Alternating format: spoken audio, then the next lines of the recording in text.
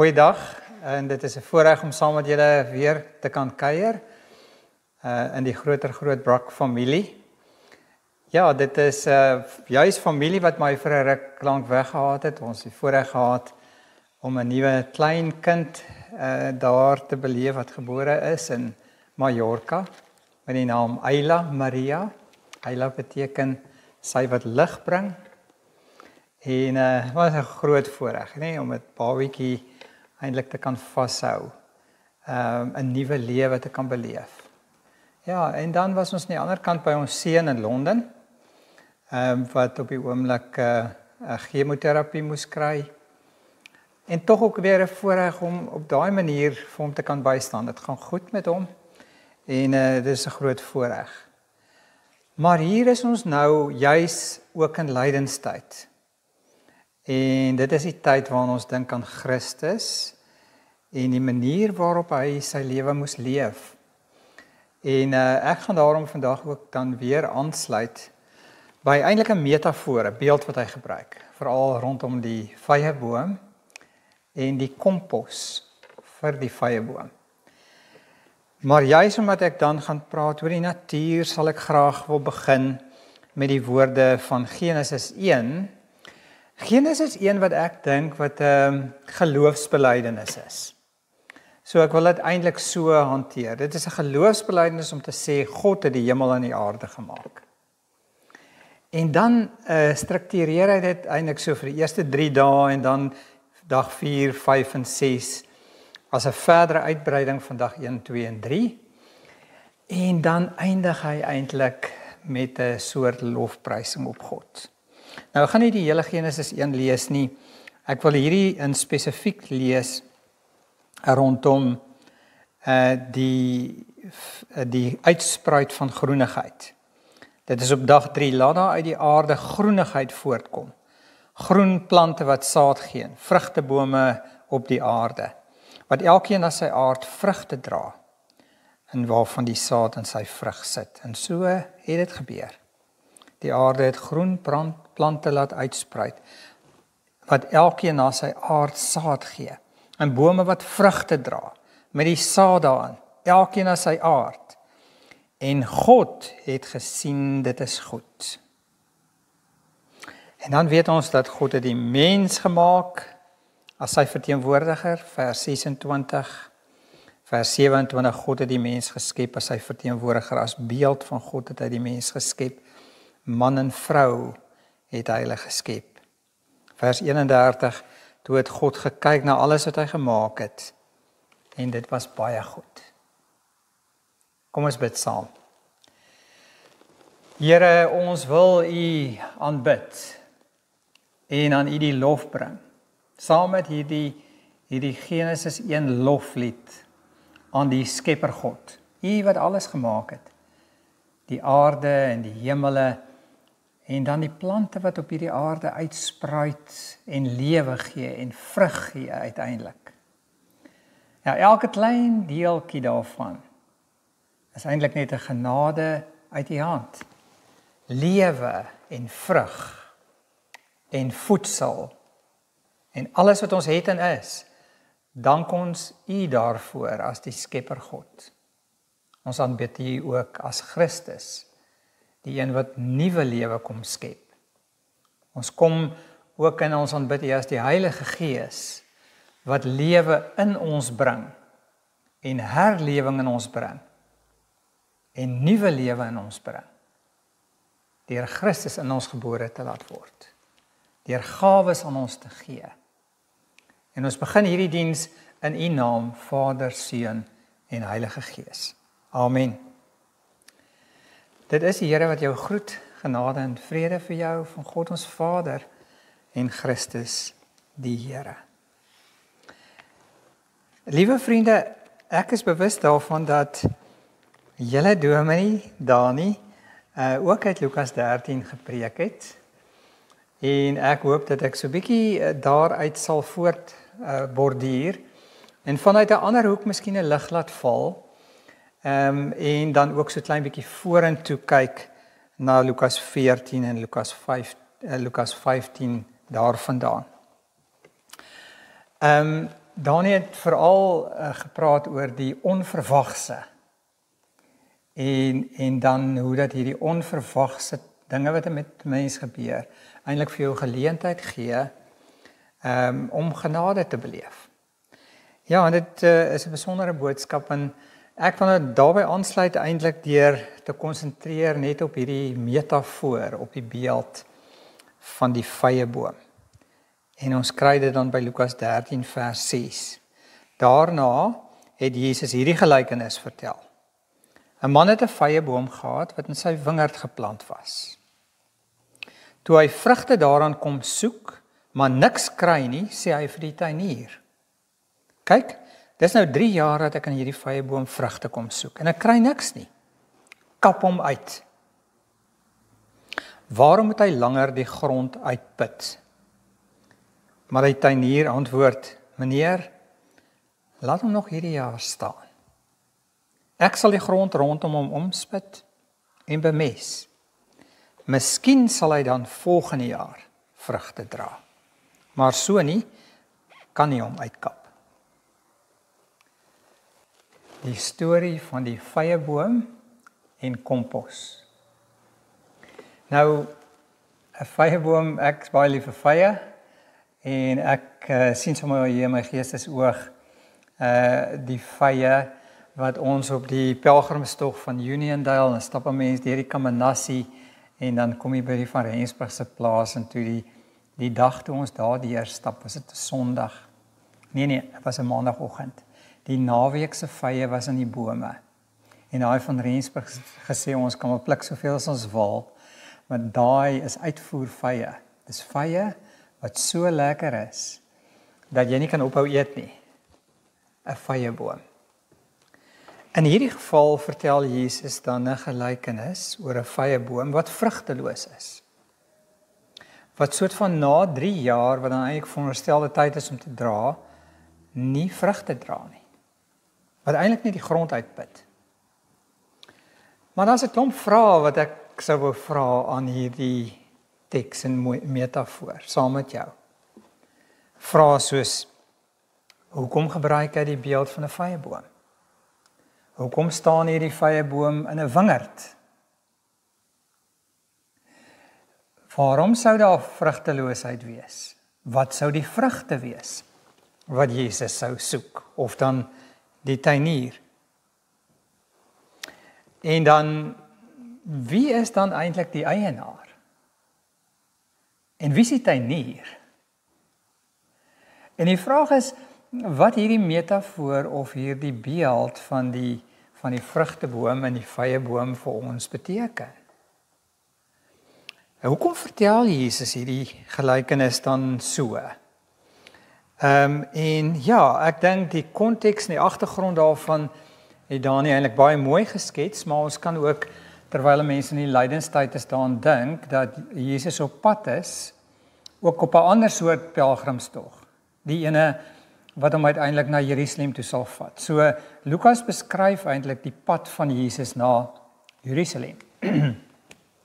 Waar hy weet dat hy moet gaan sterf, en dan is daar sekere plekke op sy reis waar hy eintlik vir sy disippels sê, my lydenspad lê voor. En soos byvoorbeeld in Lukas 9 vers 22, die seun van die mens moet baie ly deur die familiehoofde en die priesterhoofde en deur die skrifgeleerdes verwerp word. En hy moet doodgemaak word. En op die 3de dag opstaan. Of vers 44 en 45, die seun van die mens gaan in die hande van mense oorgelewer word. So Jesus berei op 'n manier sy disippels voor vir sy lydenspad. Dan is daar 'n ander gedeelte in Lukas 9, waar Jesus hulle deur 'n Samaritaanse dorpie gaan. En dan daar gebeur 'n interessante ding, dat hulle soek eintlik huisvesting. En dan is die Samaritane baie ongasvry. Hulle wil nie vir hulle plek gee nie. En dan kry ons die sogenaamde seuns van die donder, Johannes en Jakobus. En hulle sê vir Jesus, Here, wil U nie hê ons moet vuur uit die hemel afroep om hierdie mense te verteer nie. En dan kom 'n mens agter, maar hier sit iets anders hier agter. Jesus wat besef, maar hierdie is eintlik 'n wrede wêreld waar hy self gaan lei. En dan ook sy disippels wat self eintlik met negativiteit oor mense wil oordeel en hulle wil uitwis. Dis iets van die agtergrond van hierdie teks. Jesus sê ook vir hulle, kyk, julle wil die tye beoordeel. Maar kyk mooi na die tyd. Hy sê, julle kyk na die suidewind, en dan weet julle, hier kom hitte, want dit is die wind wat oor die woestyn gaan, die suidewind. Of julle kyk na die wolk in die weste, en dan weet julle, daar gaan reën kom, want dit is die wolke wat van die Middellandse See afkom. So julle weet hoe om die tekens te beoordeel, maar julle moet die tekens van die tyd waarin ons nou is beoordeel. Iets van die agtergrond waarin ons verkeer miskien ook in die wêreld waarin ons lewe. Ek dink ook is 'n wêreld waarin nog steeds mense ander uitwis, mense ander kwaad aandoen, mense van ander sleg praat ensovoorts. Dis 'n tyd wat ons moet weet waar hier geweldige dinge besig is om te gebeur in Afrika, in die Midde-Ooste, in Oekraïne, en oral oor die wêreld heen. En hoe moet ons hierdie tye waarin ons lewe beoordeel? Die onvrugbare vyeboom. Hoekom vertel Jesus dan hierdie gelykenis? Hy praat van 'n vyeboom in 'n wingerd. Party mense sê, wel, daar het ook vyebome in wingerde voorgekom. Maar asof hy hier van 'n enkel vyeboom praat, asof hy eintlik wil sê, dit lyk asof die vyeboom eintlik nie hier pas nie. Soos dat ons baie keer dink, en miskien is dit iets daarvan om te sê, maar hierdie persoon pas nie eintlik hier nie. En ons het nou 'n voorbeeld van 'n diplomaat wat mense gesê het, maar hy pas nie hier nie, en hy moet uitgaan. En so sê ons baie keer goed vir mekaar. Miskien is dit dat Jesus eintlik dink aan die Samaritane en aan Jakobus en Johannes wat gesê het, kan ons hulle uitwis? Kan ons hierdie dorpie se mense uitwis? Hulle pas nie eintlik vir ons nie. Wat is die vrugteloosheid? Ek sal saam met julle nog so 'n bietjie dink oor die vrugteloosheid later in hierdie teks. Maar ek wil veral kyk na die eienaar se reaksie teenoor die tuinier se reaksie op hierdie vyeboom wat sonder vrugte is. Wat is die eienaar se reaksie? Die eienaar se reaksie is harde oordeel, veroordeling, uitwissing eintlik op 'n manier om te sê hierdie vyeboom het genoeg tyd gehad. Hierdie vyeboom is net besig om my grond uit te put. Kap hom uit. Dis die harde woorde. Kap hom uit. En op 'n manier verwoord dit iets van hoe mense met ander mense gewerk het in die tyd waarin Jesus hier op pad was. En hy geweet het, dis wat mense ook oor hom gaan sê. Ek gaan nou daarby terugkom. Kap hom uit. Kap hom uit. Die tuinier sê aan die ander kant, laat hom nog 'n jaar staan. So dis die kap hom uit of laat hom nog 'n jaar staan teenoor mekaar wat 'n mens in hierdie teks kry. En dit is baie interessant dat Eugene Peterson oor hierdie gedeelte skryf en dan sê, hier kom klanke wat 'n mens eintlik later in Jesus se kruisigingsomstandighede kry. Want hy sê die woorde, kap hom uit, klink baie soos die woorde van die skare, wat toe hy gekruisig word geskree het, kruisig hom, kruisig hom. Op 'n manier is daar verband in hierdie woorde, nie net in terme van klank nie, maar in die presiese weergawe van hierdie woorde. So dis op 'n manier asof die Jood, soos Jesus gesê het, die Fariseërs die familiehoofde, die skrifgeleerdes, die mense van daai tyd gesê het, Jesus pas nie hier nie. Kap hom uit. Kap hom uit.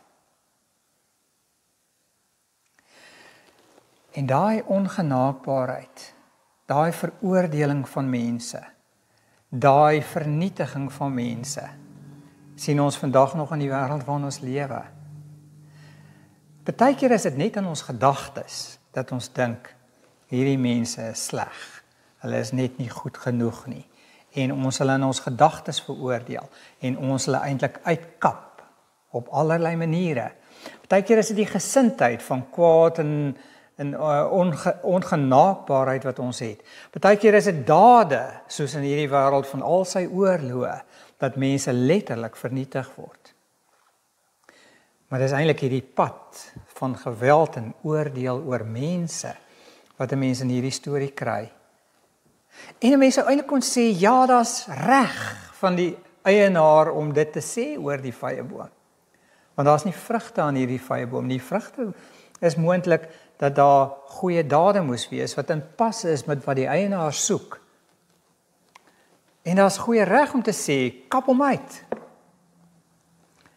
En tog is daar 'n ander woord. En dit is die woorde van die tuinier. Die tuinier gryp dan in. Die tuinier kom nader en die tuinier sê, laat hom nog 'n jaar staan. Ek sal rondom hom omspit en kompos gee. Nou hierdie woorde, laat hom nog 'n jaar staan, sê Eugene Peterson, is 'n Griekse woord wat dieselfde woord is. Selfde stambetekenis, selfde woord aphes, selfde woord wat Jesus aan die kruis gebruik. Wanneer mense skree, kruisig hom, kap hom uit, dan sê Jesus, Vader, vergewe hulle, want hulle weet nie wat hulle doen nie. Aphes, vergifnis, genade, hulle weet nie wat hulle doen nie. Dis dieselfde woord. Net in 'n ander verband, maar dis dieselfde woord. Dis die woord wat Jesus gebruik as vergifnis, as genade. Hier as 'n woord laat staan, gee nog 'n jaar genade. Gee nog 'n jaar genade. Want jy sien, in die hart van die tuinier sit genade. In die hart van die tuinier sit genade teenoor 'n vrugteboom wat nie vrugte dra nie. Wat nie reg het om daar te staan nie. Wat eintlik net die grond gebruik en misbruik. In die tuinier se hart laat staan. Laat staan beteken ook, moet jy nie ingryp en jy oordeel en jy vernietig nie. Die laat staan is eintlik 'n soort laat staan om te sê, laat dit aan God oor. Laat God nog 'n bietjie genade gee. Laat God nog genade gee. En laat God in Christus deur sy Gees nog 'n bietjie omspit. Maar meer as dit nog, kompos gee.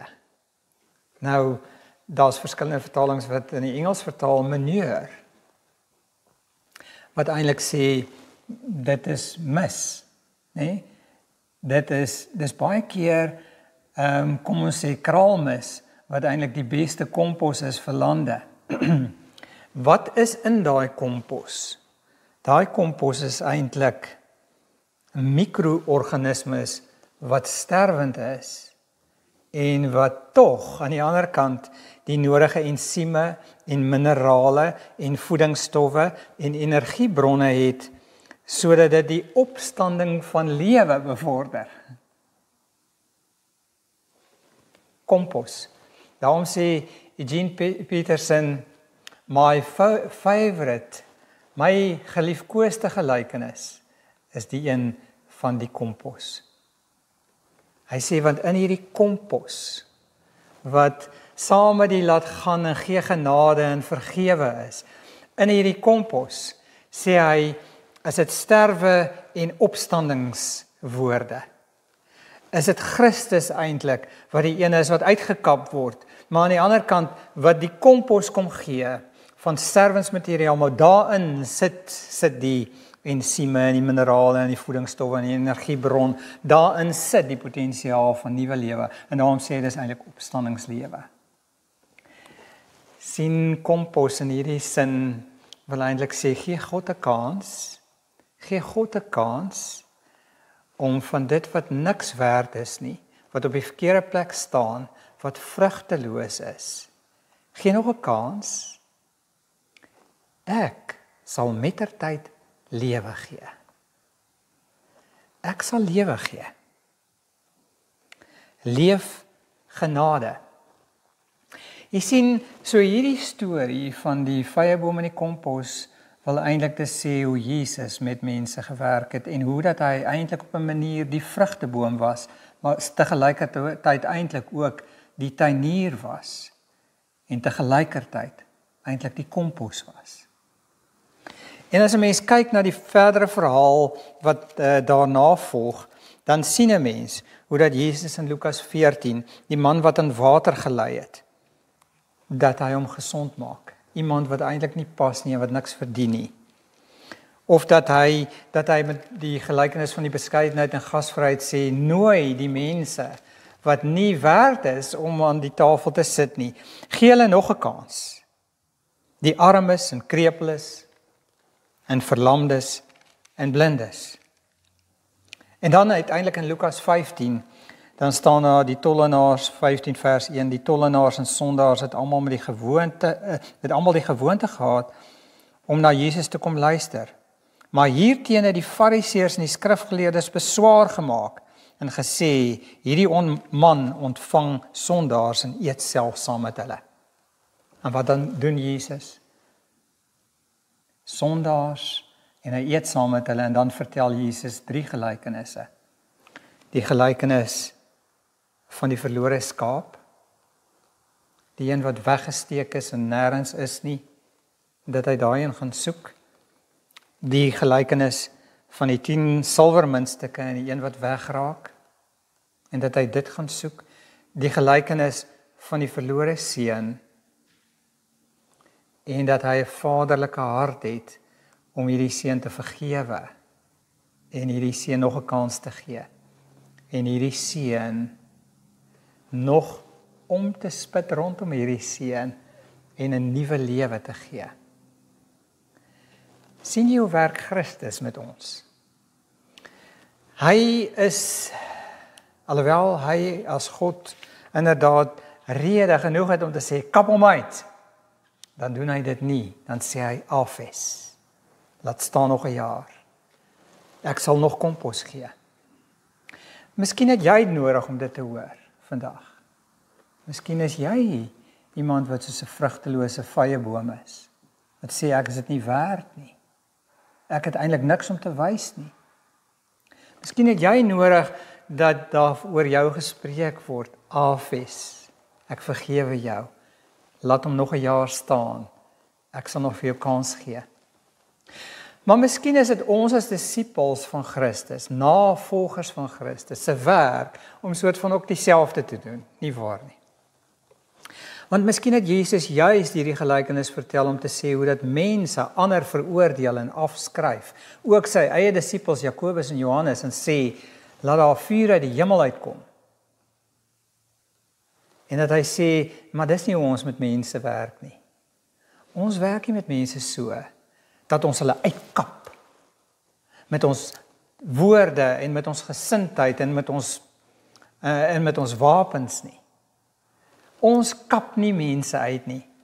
Nee, ons volg die tuinier, wat mense nog 'n kans gee, wat omspit en wat kompos gee. Ek wonder watter voorbeelde kan jy aan dink, waar jy al die kap hom uit woorde gebruik het, en gesindheid getoon het. Ek wonder in hoe opsig jy op 'n manier soos die vyeboom kan wees, vir wie Jesus genade kom gee. Hoe werk hy in jou? En hoe gaan jy van daar af uit soos die tuinier wees? Wat sê, wag 'n bietjie, kom ons gee nog kans. Daar's soveel mooi stories waarskynlik wat jy aan kan dink, van mense wat nog 'n kans gekry het, eintlik so wonderlik daaruit kon nuwe lewe kry. Want in die Christus genade kan mense weer lewe. Ek dink aan iemand met die naam, kom ek hou sy naam om te sê, hierdie persoon het 'n berig gelees oor sy dood en hy het hom amper dood geskrik. Want die berig was, die dinamietkoning sterf. Maar dit was 'n valse berig. En hy kry toe die berig in die koerant en hy besef, maar daar word oor hom geskryf. Want hy het die dinamiet ontdek en begin vervaardig en daar's baie mense wat uiteindelik daardeur omgekom het en dood is. En hy besef, maar as dit die legacy, as dit die nalatenskap is wat ek moet agterlaat, dan sal dit verskriklik wees. En hy besef, maar hy wil 'n ander nalatenskap hê. En hy begin om mense met mekaar te laat versoen en hy begin om vrede na te streef. En uiteindelik gee hy ontsettend baie vir mense en bring mense by mekaar. En uiteindelik het daar 'n prys gekom na aanleiding van die hoeveelheid dade wat hy gedoen het, wat aan mense jaarliks toegeken word as 'n soort van vredesprys. En hierdie man se naam was Alfred Nobel, die Nobelprys vir vrede. Hy was eers die kap hom uit mens, maar hy het nou die laat hom staan mens geword en die komposmens. Sien, miskien roep hierdie gedeelte ons dan op om iets van die tuinier van Christus se genade aan mense te toon wat hy self nie ontvang het nie. Want dit is juis deur sy kap hom uit dat hy namens ons uitgekap is, dat hy self namens ons gesterf het. Soos kompos eintlik vergaan het, 3 dae in die graf was, dat hy die genade kon hê van die opstanding en nuwe lewe bring. Kom ek en jy gaan leef met daai gesindheid, waar ons ook al gaan. Kom ons bid saam. Here, baie dankie dat U vir ons soveel genade gee, dat U baie keer oor ons al gesê het, laat hom of haar nog 'n jaar staan.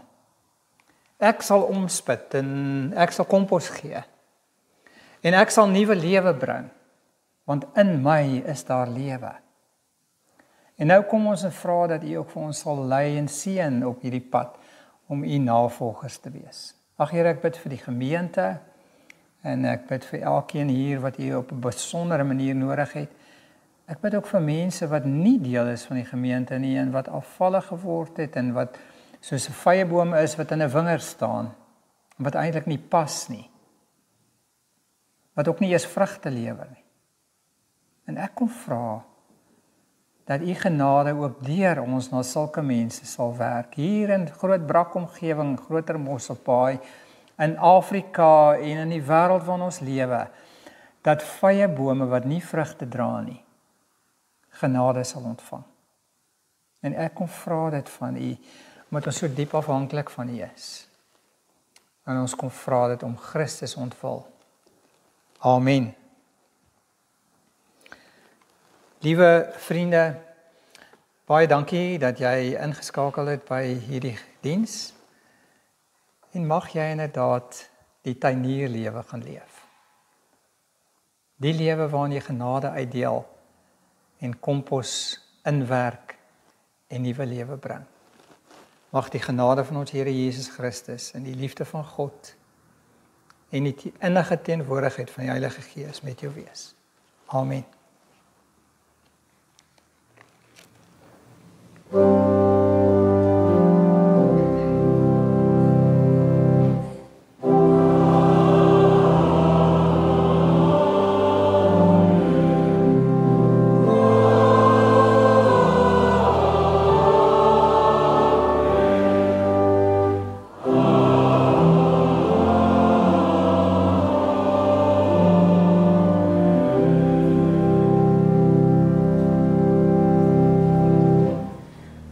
Oortmoedigings vir NG Kerk Groot Brakrivier 30 Maart tot 6 April 2025.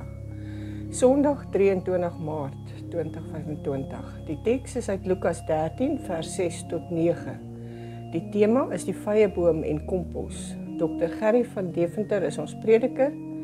Dis die 5de Lydensweek en daar is 'n doop. Die synodale offer by die kerk se deure is vir Magdalena huis. Tee sal bedien word in die kerksaal na afloop van die erediens en almal is welkom. Groenkloof se preek om 10:00 is digitaal. Lydenstyd. Lydenstyd is die weke wat Paasfees voorafgaan. Lydenstyd is altyd vanaf Aswoensdag tot en met die Saterdag voor Paasfees. Dan volg Palmsondag en Heilige Week voor ons by Paasfees uitkom. Hierdie is 'n tyd van voorbereiding waar gelowiges hulle harte voorberei vir Paasfees. Dis ook 'n tyd van hertoewyding en baie gelowiges gebruik dan ook hierdie tyd om hulle verhouding met God te verdiep deur gebed, vas, Bybellees en die dien van ander. Neem kennis, blokbyeenkoms van blok 7, die blokbyeenkoms vervroeg met 1 week en daar sal dan geen blokbyeenkoms plaasvind op 9 April soos aangedui op die almanak nie. Woensdag 2 April 2025, die blokbyeenkoms is om 6:00 in blok 7 agter die polisiestasie by Adolf en Lida Jonker in Wicketstraat 8. Die selfoonnommer om te skakel is 082 563 1927. Kooroefening, daar sal geen kooroefening gedurende die skoolvakansie wees nie en die oefening hervat weer op 9 April. Sondag 6 April 2025 om 9:00. Die prediker is Dr. Gerry van Deventer. Dit is 'n dag van danksegging en verootmoediging. Dis die 6de Lydensweek. Daar sal geen kategese wees as gevolg van die vakansie nie. En die synodale offer is vir die teologiese kweekskool by die deure. Tee sal bedien word in die kerksaal na afloop van die erediens en almal is welkom. Groenkloof se preek om 10:00 is deur Dr. Gerry van Deventer. Gebedsgidse. Gebedsgidse vir April 2025 is beskikbaar in die voorportaal. Die gebedsgidse, dankofferkoeverte, kerkbode en gemeentebriewe is ook by die traliehek van die kerkkantoor beskikbaar. Bybelblokraai. Die Bybelblokraai en Bybelwoordsoek nommer 22, as ook die antwoorde vir nommer 21 is beskikbaar in die voorportaal van die kerk en by die traliehek van die kerkkantoor. Nuwe lidmate. Ons nooi nuwe lidmate om asseblief na die erediens tot voor die kansel te kom, waar ons u graag wil ontmoet. In die voorportaal is ook vorms beskikbaar wat u kan voltooi sodat ons u vinnig kan leer ken. Lidmaatbesoeke. Dominee Dani besoek nuwe intrekkers. Indien u nog nie 'n besoek ontvang het nie, kontak of kom loer gerus in by die kerkkantoor om 'n afspraak te maak. Bestaande lidmate wat 'n besoek verlang, kan ook gerus die kerkkantoor kontak of kom inloer om 'n afspraak te maak. Die kerkkantoorure is Maandag, Woensdae en Vrydag tussen 8:30 en 12:30. Bedieninge. Omgeebediening. Indien u bewus is van iemand met nood, siekte of wat eensaam is en hulp benodig, kontak u kerkraadslid of die kerkkantoor. Ons wil gemeentelede kans gee om prakties betrokke te raak. By die deure is houers om enige nie bederfbare kosprodukte in te plaas, soos suiker, pasta, rys, konfyte, blikkies kos, seep, tandepasta, koffie, tee ensovoorts. Indien u by die omgeebediening betrokke wil raak, kontak vir Corrie Pieters by 082 327 9527. Getuienisbediening. Wolwedans se boodskap sop en brood projek. Ons nooi die gemeente om weer deel te neem aan ons projek om 'n bemoedigende boodskap, 2 liter sop en 'n brood te voorsien aan 105 gesinne elke tweede week. Die uitreikdatums vir die tweede kwartaal is 9 en 23 April, 7 en 21 Mei en 14 en 18 Junie. Behoeftes vir getuienisprojekte. Daar is 'n deurlopende behoefte aan wol, materiaal, gare, borduurgare, linne en gebreekte keramiek of porselein vir mosaïekprojekte en ons bedank u by voorbaat vir die deelname. Ondersteuningsgroep. Ons groep is 'n klompie toegewyde lidmate wat maandeliks bymekaar kom, bymekaar leer en vir mekaar ondersteuning bied. Die doel is om uit te gaan as geroepenes na mense in ons gemeente en om na die gemeenskap uit te reik. Ons doen dit deur geleenthede vir doktersafsprake, hospitaalbesoeke en dies meer. Hulp met inkopies, ondersteuning deur daar te wees tydens moeilike omstandighede. Uit te reik na die mense om die toenemende probleem van alleen wees en eensaamheid te verlig. Die kontakpersone is Rihanna Briers by 081 039 8853 of Friet Jansen van Rensburg by 082 928 9625. Dankie. Die bloedskenking op 27 Maart van 2025. Baie dankie vir die mense wat opgedaag het om te skenk. Die skenkings red lewens. Neem kennis ook van die NG Kerk Groot Brakrivier se groot golfdag op 12 April by Dolphins Creek Country Estate. As jy enigstens geïnteresseerd is, kontak asseblief vir Johan Smit by 084 500 4296. Dan het Karpe Musicam ook 'n konsert in Sedgefield, George en Mossel Bay onderskeidelik 6 April, 11 April en 13 April. Jy kan meer inligting kry op die webwerf van Karpe Musicam by karpemusicam.co.za. Klub 50 aktiwiteite. Hulle het 'n interessante gesprek deur Anneliese de Jager met die titel Wat wil jy nog hê op 9 April en u kan die Klub 50 mense kontak. Hulle gaan ook kamp en dit is van 5 tot 9 Mei as jy nog geïnteresseerd is. Kontak vir Anina by 083 276 1909. FEBA Radio Suid-Afrika. Ons bid vir FEBA wêreldwyd. En ons gebed vir die week is: bid vir FEBA werkers reg oor die wêreld en bid dat God die regte mense vir elke span sal voorsien. Die webwerf nggrootbrak.co.za van 30 Maart 2025. Jy kan die skakel kry na die erediens van 30 Maart, die getuienisbediening. Daar is sendingnuus vanaf Lenet uit Madagaskar, die Bybelstudies, die dagstukkies Skep Asem vir vandag is nog steeds beskikbaar elke dag. Vind die weeklikse stof tot nadenke met die titel Die Enigste Pad. Die afkondigings word weekliks op die webwerf geplaas. Ons leraars is Dominee Dani Goosen en Dominee Shanay Viljoen. Die adres is Langstraat 10, Groot Brakrivier 6525 en die telefoonnommer 044 620 2205. Ons webwerfadres vir enige verdere inligting is nggrootbrak.co.za. Ons dankie vir die volgehoue bydrae en ondersteuning van die werk van die Here.